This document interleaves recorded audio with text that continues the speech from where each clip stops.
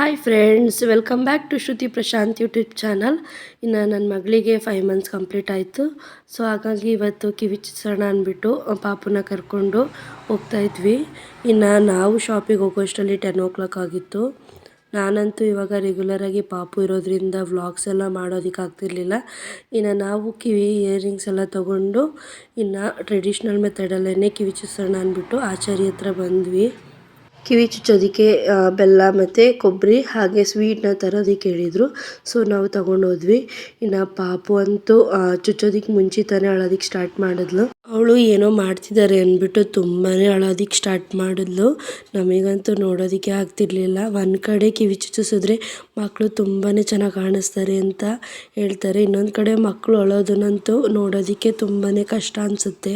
Gun shoot ಎಲ್ಲ ಮಾಡಿಸೋದಕ್ಕಿಂತ ಈ ರೀತಿ ಆಚಾರ್ಯವ್ರ ಹತ್ರ ಚುಚ್ಚಿಸಿದ್ರೆ ಮಕ್ಳಿಗೂ ಕೂಡ ಅಷ್ಟೇನು ಪೇನ್ ಅನಿಸಲ್ಲ.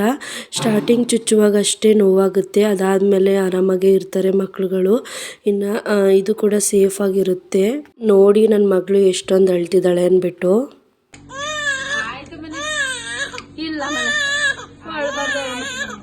ನನ್ನ ಮಗಳು ಅಳೋದು ನೋಡಿ ನನಗೇನೆ ತುಂಬಾ ಅಳು ಬಂತು.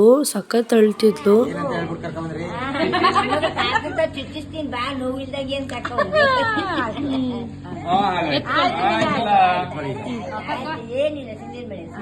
ಕಿವಿ ಎಲ್ಲ ಚುಚ್ಚಾದ್ಮೇಲೆ ಸ್ವಲ್ಪ ಸಮಾಧಾನ ಆದ್ಲು. ಅದಾದ್ಮೇಲೆ ಅವರು ಸ್ವಲ್ಪ ಬಾಯಿಗೆ ಸ್ವೀಟ್ ಎಲ್ಲ ಹಾಕಿ ತಿನ್ಸಿದ್ರು. ನೋಡ್ತಿರ್ಬೋದು ನನ್ನ ಮಗಳು ಎಷ್ಟು ಮುದ್ದಾಗಿ ಕಾಣ್ತಿದ್ದಾಳೆ ಅಂದ್ಬಿಟ್ಟು. ಎಷ್ಟು ಚೆನ್ನಾಗಿ ಕಾಣಿಸ್ತಾರೆ ಅಲ್ವಾ ಮಕ್ಕಳು ಕಿವಿ ಓಲೆ ಹಾಕಿದ್ಮೇಲೆ.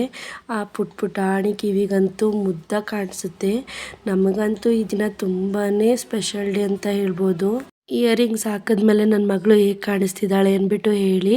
ಇನ್ನು ಅವಳಂತೂ ತುಂಬಾ ಖುಷಿ ಆದ್ಲು.